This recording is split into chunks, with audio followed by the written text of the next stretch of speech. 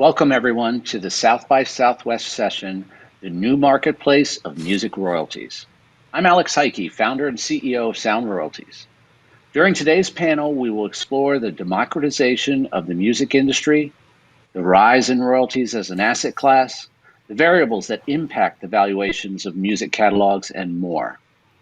We'll be focusing on royalties, music catalogs, and what creatives can do in the ever-changing music industry to remain successful and generate revenue. With so many changes happening in the business, this panel will help royalty owners, managers, and advisors make informed decisions regarding the potential value of royalty streams. Let me start by introducing our incredible panel. First off, we have music industry executive, professor, and academic leader, Sirona Elton. Sirona serves as the head of educational partnerships for the Mechanical Licensing Collective, the MLC. In this role, Sirona directs the MLC's efforts to engage future members of the music industry currently studying music business and related subjects at colleges and universities across the country and around the world. She is also a professor and director of the music business program at the University of Miami Frost School of Music and a Yamaha master educator. She has worked as a vice president at Warner Music Group and EMI Recorded Music, and has consulted for Sony Music Entertainment and Universal Music Group, most often involved in the mechanical licensing and royalties and rights management. She has held leadership positions in the Recording Academy and in the Copyright Society of the USA, and is also an attorney. Next, we have Bob Celestin, who is the principal founder of one of the top entertainment law firms in New York City. He is a graduate of Yale University and Columbia Law School, and has practiced entertainment law for over 25 years. Bob worked in the legal department of Arista Records, working with the legendary Clive Davis. He then went back and went to work as the VP GM of Uptown Records, the house of superstars such as Mary J. Blige, Heavy D and the Boys, and Sean Diddy Combs. He later worked for Untouchables Entertainment Inc., the home of Pete Rock and CL Smooth and Donald Jones, as VP GM, where he then went on to work with his mentor, entertainment attorney Louise West, in representing Timbaland, Missy Elliott, and Genuine. He also managed the Grammy-nominated and platinum-selling pop R&B group City High. Presently, the law offices of Robert A. Celestin represent and provide strategic advice and counsel to independent recorded labels, startups and production companies, recording artists, producers, songwriters, reality TV stars, DJs, and others. Present clients include Designer, 6ix9ine, the estate of Extension and Pop Smoke, and many, many more. Lastly, we have the amazing artist, songwriter, producer, actor, and activist Wyclef Jean.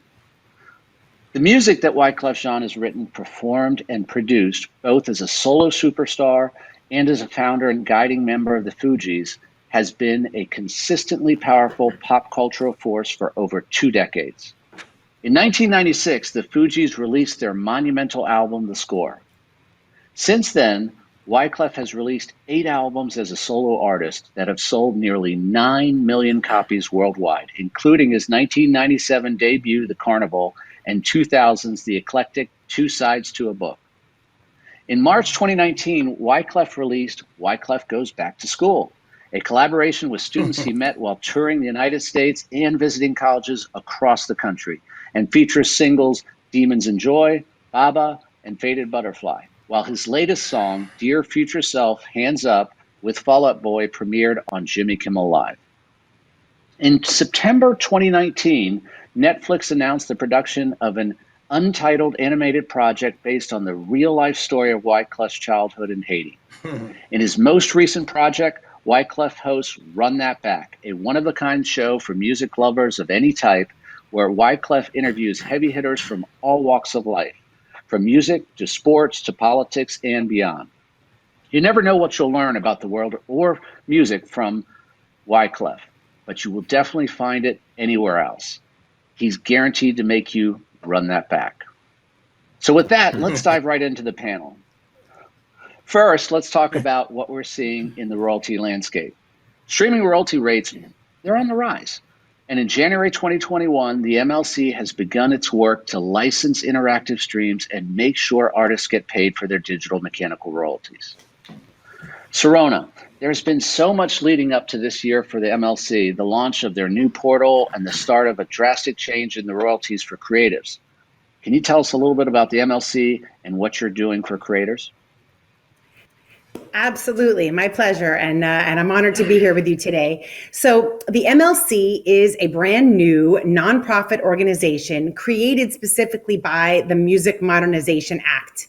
The Act actually lays out 13 different things that we're supposed to be doing, but two of them are really key. The first one is that we are administering a new blanket digital mechanical license, which involves us collecting mechanical royalties from interactive streaming services and download services, and paying those royalties to music publishers, publishing administrators, and self-administered songwriters, lyricists, and composers. The second key thing that we are doing is maintaining a publicly available database of musical works ownership information. That's great. That's awesome. What impact will the Music Modernization Act and the MLC have on songwriters' revenue? Sure. So the Music Modernization Act is actually made up of three different titles. Title 1 has to do with mechanicals and the MLC, but Title 2 and 3 also will be impacting the revenue going to creators. I'm not going to speak to those, but I just thought it was important to point out that the MMA has multiple sections to it that are going to benefit creators. So under Title 1, with the MLC, songwriters now are going to know very specifically where to go to get this type of revenue. We are working on making sure everyone knows who we are, which is why we're on panels like this at South by Southwest. So everyone will know very clearly where to go for this money. Songwriters will have support from our customer experience team to help them if they're not sure how to set up their song information to make sure they get paid. So there is a real support system available to them. And really excitingly, for the first time, they're going to have the ability to look at what we call our unmatched data. So this is cases where we have not been able to match the recording information that we're getting from a digital service to the musical works information we have in our database. When we can't make that match, we call that an unmatched scenario. And songwriters and music publishers, all of our members, will be able to have a look at what is sitting in that bucket of unmatched activity and make sure that none of those are recordings of their musical works. They'll be empowered to make sure that their musical works are connected to the recordings of them so that they can get paid. All of this ultimately means that the control over the data is in the hands of the creator, which ensures that the payment is accurate and timely. That's awesome. And one thing to add, and please correct me if I'm wrong, Sirona, we get a lot of questions over at Sound Royalties on, is this stream additive? And for the most part, it is. It's things that they typically may not have been paid for in the past. Would you agree with that? So it depends on who they are. So streaming companies and downloads, streaming companies specifically, they have been paying mechanical royalties for a long time, but not everybody knew how to get them, how to claim them. So most publishers that, let's say, were signed up previously with the Harry Fox agency, they've been around a long time and have handled mechanicals on behalf of many publishers. Publishers who were going through the Harry Fox agency, for example, were getting paid.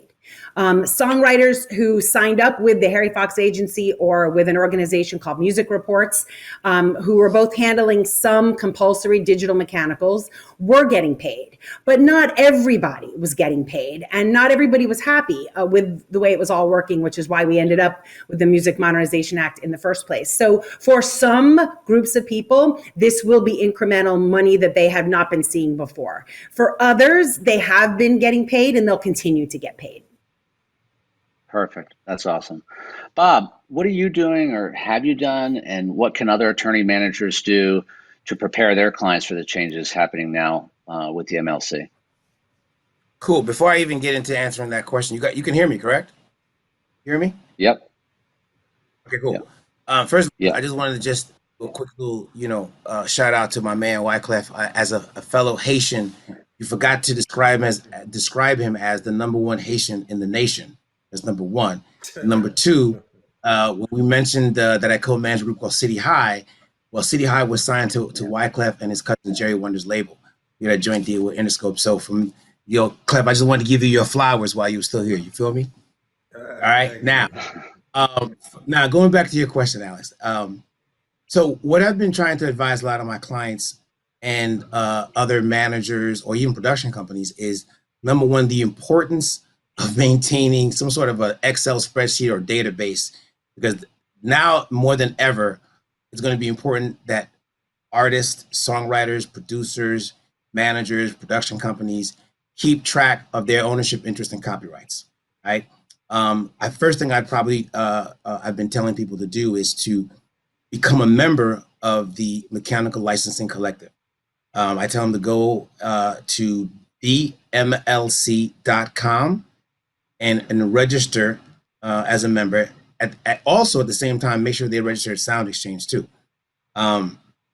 There's a music data organization worksheet, which is basically another form of a split sheet or mechanical split sheet that they should, print out or, make sure that they take it with them at any studio sessions that they go to, so they can start, making sure that they document, their ownership interest in these compositions that they're producing and they're creating, and make sure that they submit that to the MLC to the extent that they have admin deals with publishers or co-pub deals with publishers. They should be taking care of this. Although, in my experience, I advise managers or artists to kind of stay on top of these admin companies or publishing companies, because a lot of times, sometimes they forget to register the song. So they've got to also stay on top of these guys to make sure that their information is being inputted correctly.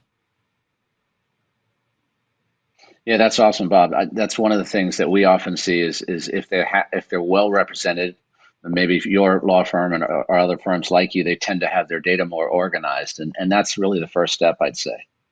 Really, So they need to get knowing where your familiar. works are. They got to be familiar with Excel spreadsheets, or get somebody who can handle it.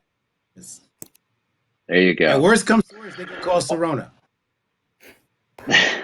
Always happy to help. Absolutely. Right, Serona.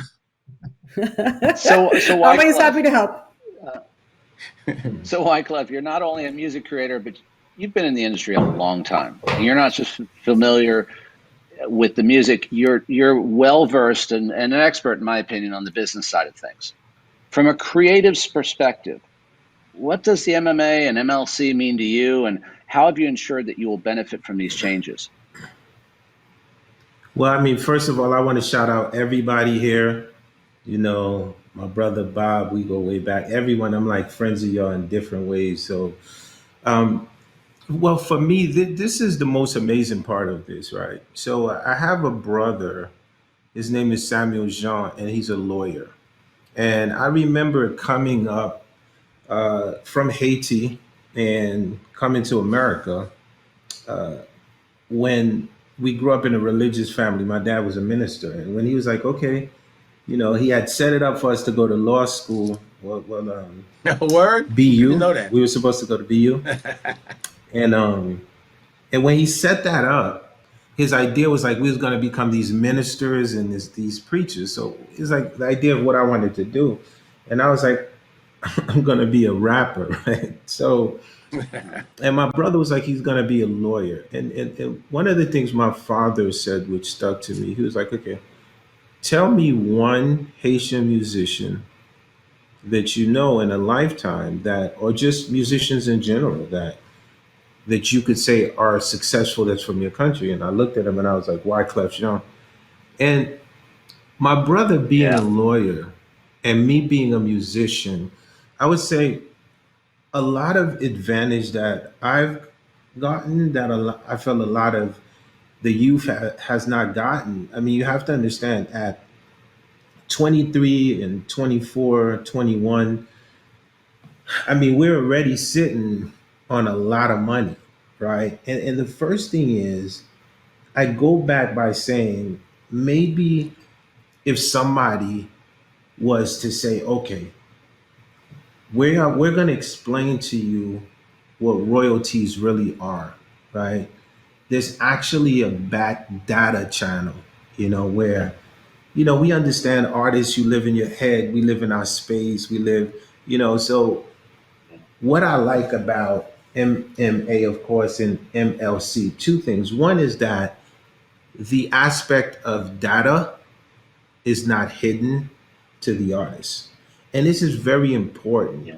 because, as we know, information is power, right? So that's why we as the artists are the worst organizers, right? If you're like a true creative dude, coming up in the 90s, it's not like now. My daughter is 16 and she has a different mindset. You tell my daughter, what are you going to do? She's like, Daddy, I'm going to have a makeup line, I'm going to be an actress, and I want to set up my business right from the gate. So the mentality of a youth today versus when we was coming up was a different era.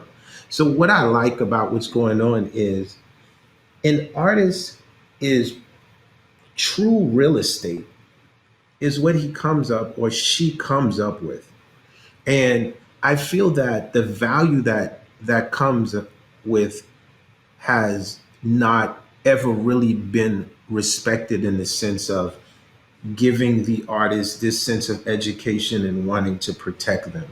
So for me, this is a platform that not only I support, we encourage artists to come on because as you move towards the future, the reason why I'm 51 and may still look like myself is because of situations like this. Because at the end of the day, the fact that your real estate is actually protected and you can really grow it with a group of people that actually is not going to hide the data and give it to you is very important. Yeah, that's awesome. Data transparency is something that the digital age has definitely brought us, and so many creatives that were talented in their own right didn't make it because they couldn't grasp the business stuff going through the years. You were able to stay on top of it, get ahead of it, and now we're in a transparent age where definitely it's more trackable and it's definitely more beneficial. But it's funny, when I started in the business, I started this little chart of you get this royalty stream from here, from the sound recording, this comes from the composition. And I started building this chart. And in about a year ago, we looked at it and I realized there were over 50 income streams a creative can collect. And we actually put together this chart and put it out on the website, 50 income streams and where to find them. It's just insane that it's You helped me from with so many that. different areas. Yeah, it's it's crazy. It's crazy. Hey, I was Bob, saying you helped me speaking to with that. income, oh, happy Yeah, to. this is And important. This is so important. Let's not skip this part, right? Because I am what you call a case study, right? Because at the end of the day, an artist is so important that y'all hear this part. So let's start with me just as a composer, right? One thing I learned, like with Sound Exchange and the knowledge I got from you, Alex, was that point that there was 50 different ways to collect. I didn't want that part to just go unnoticed. That's all. well, thanks, Clef. That's very generous of you. Yeah. So at Sound Royalties, we have the 50 income streams listed on our website, but we try to take everybody through it, whether they're you, Clef, or someone that's an indie artist. It's part of the passion of why we started it. So, thank you for that. Thank you. Um, Bob, speaking to Yes, income sir. sources for creatives, it's no secret that streaming has been on the rise. It's currently accounting for over 80% of the revenue for creatives. What are the top places that, a creative should be registered for in order to earn all the royalties from streaming, or at least the bulk of them, let's say? Well, the first thing, Wyclef brought up an interesting point in his conversation. He said real estate, right? Intellectual property is being Yeah. real estate. The first thing that comes to mind, everybody out there who's watching this video, I want you all to write down these three letters: CYS, which stands for copyright your shit. Okay, this is the hip hop version of register your copyright. So the first place, if you're an independent artist, that you should familiarize yourself with. is www.copyright.gov, because all of these income streams are emanating from this real estate, which is your intellectual property. And the first thing you want to do is protect it. Right? That's the first thing. So we mentioned it. Obviously, creatives should be registered with the MLC. Definitely Sound Exchange. To this day, I'm never. I'm always surprised when clients come to my office and I'll talk to them and I'll ask them, "Hey, are you registered with Sound Exchange?" And they look at me like, "No, what is that?" And Sound Exchange has been around for a number of years. They collect your digital performance royalties, and they are sort of doing what MLC is getting ready to do, which is trying to advertise and educate the artists of their existence, because there's a lot of money there that's being generated that artists are not being taken advantage of. Obviously, you should also register with the various PROs, the performing rights organizations, whether it's ASCAP, BMI, or CSAC. If you're independently releasing your records, obviously you want to be with a distributor that's going to account to you on streaming revenues. And if it's possible to enter into an admin deal or a co-publishing deal with a major publisher, it's going to help you collect some of this revenue. That would be also something that would be worthwhile getting involved. And maybe SAG Awesome, after Bob. becoming Thanks. after, for example, and the other 30 or 40 income sources that are on the Sound Royalties website. Yeah, it's interesting, Bob. We recently had a case with a major artist who said, "This is my Sound Exchange, and my label's collecting the rest." And in a brief conversation, the initial conversation, he's like, "Well, I own a few of my masters." And so the question was, "Well, do you have a rights owner account for Sound Exchange as well?" "No, I have this Sound Exchange." So he wasn't collecting a nice chunk of income, and it was being missed. And so no matter who it is, it's happening all the time because there's so many and stuff's getting dropped. And so it's important to be on top of it. Wycliffe, what are your personal thoughts of things moving to streaming? Through the years, people have been kicking and screaming of things move to streaming, but from a creative's perspective, how do you feel about us heading into a streaming era? With streaming, it's very interesting. What's interesting about that is the the power that it took away from, like,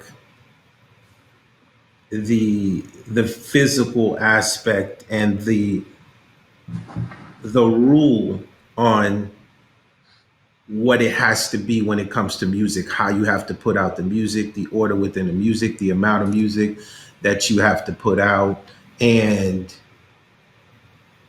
very threatening to someone who's selling a VCR when you say you come in with a DVD, right? Very threatening to someone who's selling a DVD when you say you come in with the cloud, right? So the struggle was interesting to find a medium, and I think that we're definitely at the medium. And I'll keep going back. So MLC, right? I think we're at a medium, and the medium now is that I think that the artists now have, by law, legislation that is here now to protect them.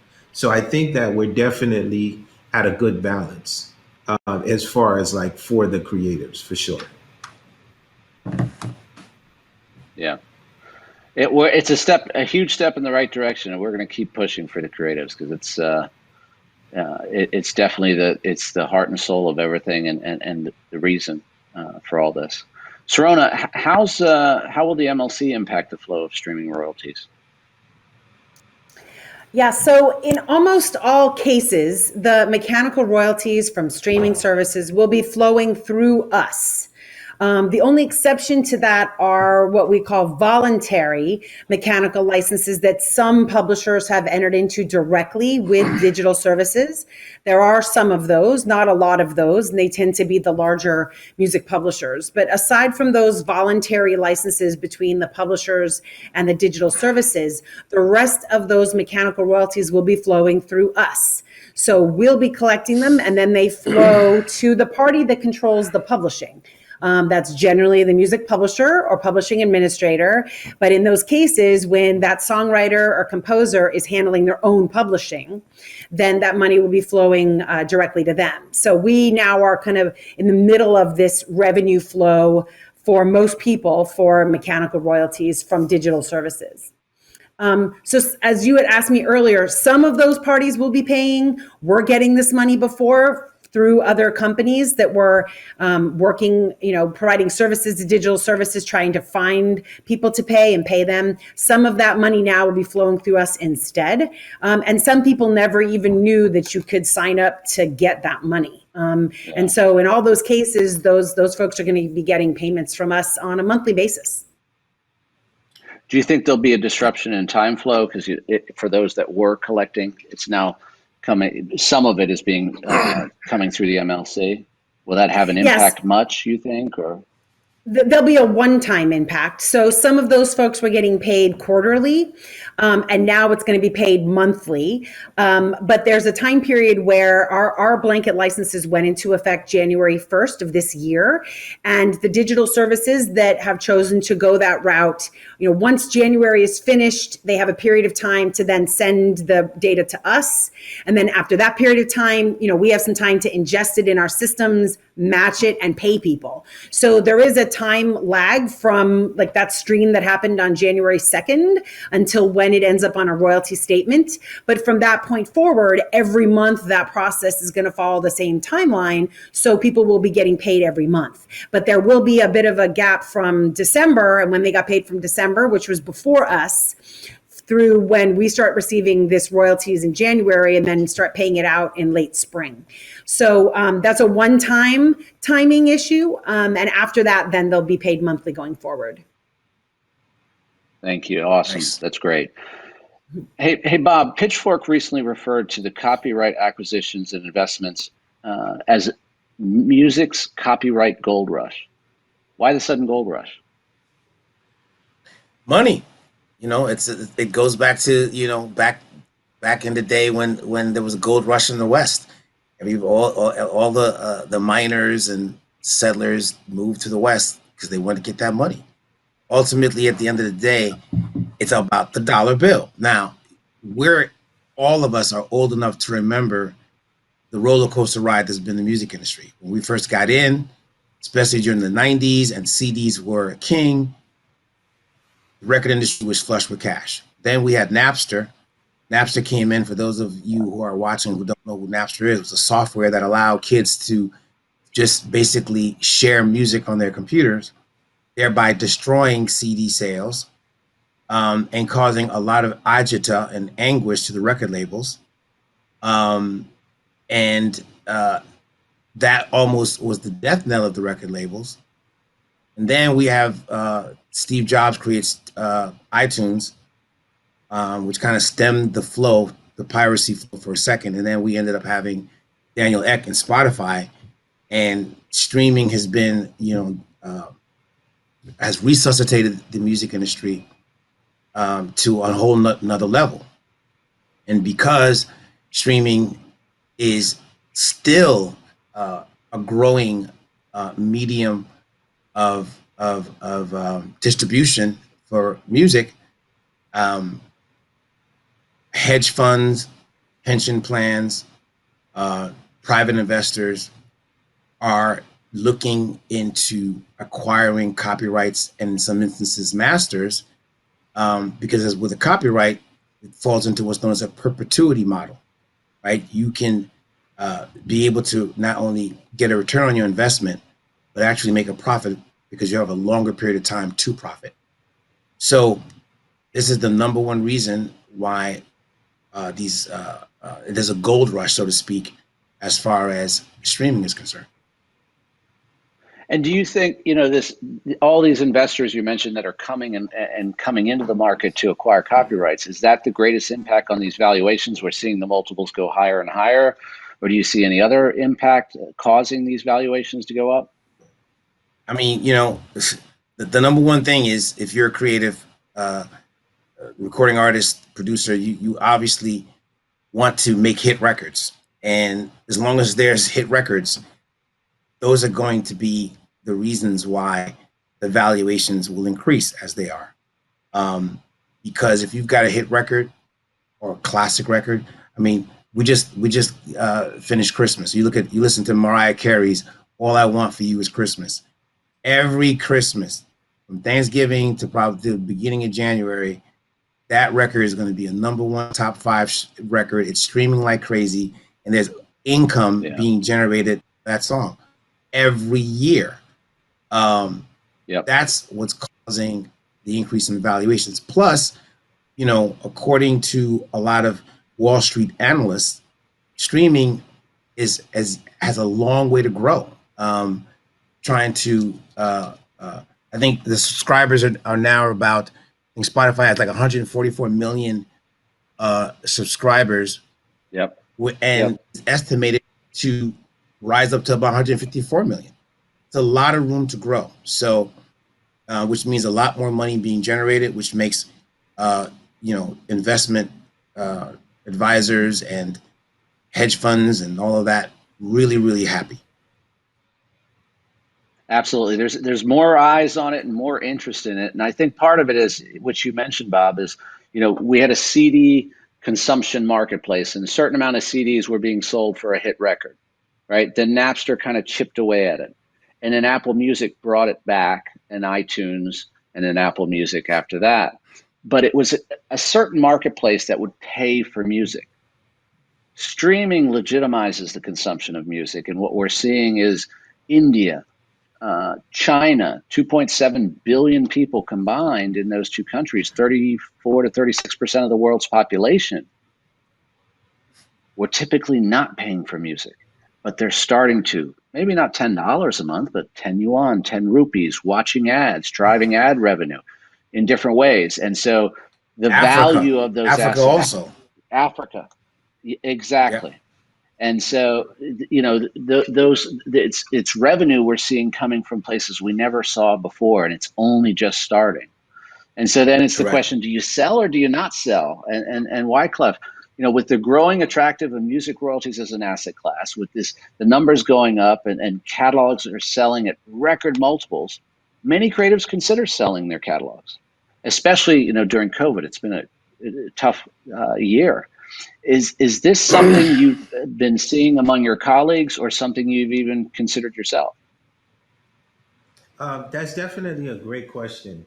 And I want to start off by answering it. We said the word COVID. I want to apologize to anyone if you see me constantly on the phone. It's because I did not want to do this because I knew how important it was. But at the same time, my mom is going through COVID right now, and we're transferring her to a new hospital. So I just want to apologize if anyone is seeing this and seeing me on the phone. In saying prayers, that, man, prayers to your mom, man. Yeah, thank you so much, and she's gonna be strong. So in saying that, the first part about it is, to each artist, it's a decision that they have to make, right? So I saw that. So for example, like my peer, I saw it came out on the wire that Shakira sold her publishing. Also saw Bob Dylan doing a deal for the publishing. It's pretty amazing. But each creative understand their load, right? So your load is, what you can handle and what you can't handle. Your lifestyle. I would say in the time of COVID, I've seen a lot of my peers. A lot of them are suffering, and a lot of them have let catalogs go and in different situations. And I say that to each his own, but what I would encourage every artist is, if you have hands, this is some Haitian shit I'm gonna tell you. If you got hands, you got a voice, you got your ears, you got your feet, you got your talent, you can constantly make the music. The only thing I want you to remember is in order for you to have generational wealth, and that means like when I'm gone, my daughter and her daughter's daughter and their daughter's daughter, this is the reason why you hold on to that catalog as long as you can and never sell unless you have to. So that's like my direct truth to the question. Thanks, Wyclef. And listen, I know I speak for everyone here and watching that our thoughts and prayers go out for you and your mother and your Thank you. family. So we're definitely sending Absolutely. positive vibes your way. And yeah, and if you need to bounce, you need to bounce. We get it. Family first, and that's the most It's important. okay. But I will say to what you Yeah. said was a very powerful message, and that's what we're seeing. At Sound Royalties, there are alternatives to selling. There's ways to finance. There's royalty advances and things like that. So it's not always the last ditch is to sell, as you mentioned. Hold on to it, and there are options, which is good. But Bob, if someone was watching here today who is considering selling, what would you say to help them? What is considered a bad deal on a catalog sale or royalty advance, and how can creatives avoid it? I mean, kind of piggybacking off what Wyclef said. I mean, obviously, as an attorney, especially an attorney of color, and most of my clients are artists of color. The aspect of ownership is something that we try to counsel to to our clients because Lord knows that in the past they've been ripped off or bamboozled out of the ownership of their intellectual property. So obviously, the first thing is, hey, hold on to your copyrights, the way Wyclef said. But having said that, Yeah. given where we are in the world today, you know, my first question when a client comes to me, and I've been involved with a number of asset and catalog sales. I actually closed a pretty big one last December. And the first question is, well, why do you want to sell? What is motivating you to sell, right? Sometimes it's financial hardship.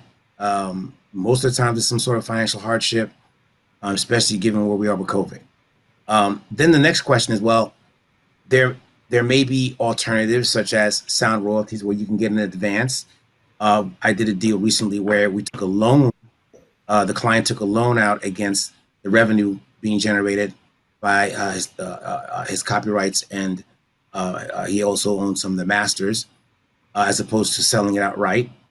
Um, then there's also the possibility of selling some of your ownership interest, not necessarily all. Now, Wyclef brought up another point: generational wealth. Some of these deals that are being offered really will result in generational wealth, right? If the numbers are really pretty massive, such that if you were to sell, not only will your children be fine, but your children and their children's children and their children's children will be fine. And so that's an aspect of doing a deal like that you have to consider. So again, it's all on a case by case basis. You got to really sit down and talk with the client, find out where they are, before you can help them make the best decision possible. Thanks, Bob. Yeah, one of the things that when we hear, and one advice I would give to attorneys, business managers, creatives themselves is yes, there are alternatives, but if there comes a reason that it makes sense to sell, make sure you set it up properly. Many creatives come to us asking for guidance on this, and we're often able to help.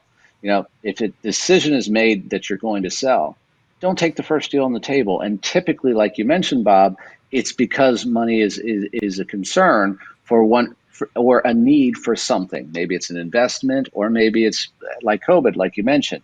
And so we offer like bridge financing, short term, 3, 6 months, to give them the time to shop and get the most. And then on top of that, get the guidance. We'll point you in the right direction of who the buyers are and for your type of asset and what makes sense.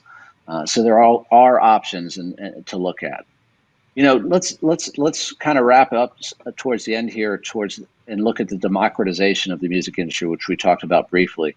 Wyclef, with the democratization of the music industry, music is more accessible for creatives to pursue a career without the barrier to entries that we saw before. You needed a label and to push your music, but kids are recording stuff in their bedrooms and releasing it on Apple Music and around the world. What advice would you give these indie creatives as they're launching their careers? Okay, so the first thing I want to tell the indie creatives is, um, you know, we're celebrating what, the 20th, 5th year anniversary of the score, right? And Yeah. so when I'm hearing about like kids doing their records in their rooms and all of that, I always smile because the the Fugees, the biggest selling album ever that I did as Wyclef, right, was the score, right, with the Fugees and Jerry Wonder. And that was done in the hood in my uncle's basement. So I want to start off by saying that it's not the big studios or anything that matters. It's always what you have in your head. The second things that I want to tell the indies is, so at 51, and when I look at the wall and I say, okay, 100 million records sold here, what is the next move, right? Because like you, I started off as an independent artist. So I said, the amount of music now is endless. You could constantly get music that won't stop. And I want y'all to look at what's going on in the situation of COVID. So within the situation of COVID, we've seen a spike with streams, and that's all around, not just with music, but with film, with movies. So I want you creatives and your independent artists to really think um, the avenues as you move forward. It's going to be very, very important because it's a big avenue here where the ability to get sync licenses are going to be endless if you have the material. So as you're moving forward, it's important. I say this because I guess in my selfish way, I just started the first scoring and jingle company of diversity, representing composers, um, female composers, black composers, different composers of all sorts. But when we say minority, like when we look at the field of scoring, movies, clearly, like it's like the game of golf. You know what I'm saying? Like we are not invited. And so for me, it's important as we move forward. I really want the creatives to understand. When I was coming up, there was like, you'll be on the Billboard chart. I was like, why? I want to be like Gershwin. And they was like, who's Gershwin? I said, I could be like Gershwin and be on the Billboard charts. So I want the creatives to understand that COVID could not stop you. As you move forward, there's a whole plethora of music that's going to be needed for movies, for commercials, and for different things. So do not put yourself on a box and don't think like, let me just put music out in one situation. Put music out in a 360 situation because you are that talented. So that's what I wanted to share with them. Facts. Thanks, Wyclef. And for those that don't know it, I had the pleasure of watching Wyclef perform some of his works with an entire orchestra. It was just incredible. Some musical genius there of all levels. Bob, what advice are you giving creatives that are self-launching their careers and releasing music on their own? As I said earlier, I said the first thing, write these three letters down. CYS. Copyright your shit. No use making it if you don't copyright it. Right? That's the first thing you can do. You don't need me to do it. Right? Just go to www.copyright.gov and protect the intellectual property that you are creating. That's the first step. Then, of course, make sure you are familiar with the split sheets or the MLC worksheet, where you can keep track of your ownership interest in these songs that you're writing. If you're writing them with other co-writers, producers, et cetera, et cetera. It's very important to make sure that when you leave that session, that on a piece of paper, I don't care if you got to write it on a napkin, basically write down the ownership interest in the composition. And then register with the MLC, soundexchange.com, join a PRO, right? Do all of the things that are necessary to make sure that once you are distributing music, that you are going to be able to monetize and put some money in your pocket.